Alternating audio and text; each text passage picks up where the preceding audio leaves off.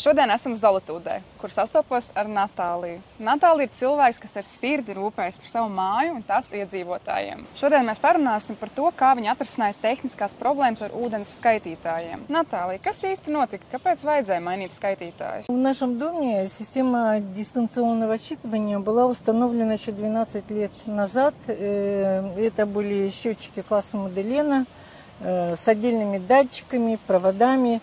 В принципе, она неплохо прослужила, но последние годы уже постоянно шли некорректные считывания или вообще пропадали. Счетчики тоже себя показывали не лучшим образом. Поэтому мы решили, что требуется замена системы. 12 лет – это много. Kā jūs nolēmāt, kādus skaitītājus likt vietā? Я изучила рынок Латвии, проанализировала и, в принципе, поняла, что счетчики, которые предлагает фирма Sana, самые современные, инновационные. И выделила для себя самое главное преимущество, что они электронные, уже со встроенными датчиками. В любом положении их можно установить вертикально или горизонтально. Производитель гарантирует, самое главное, 15 лет службы.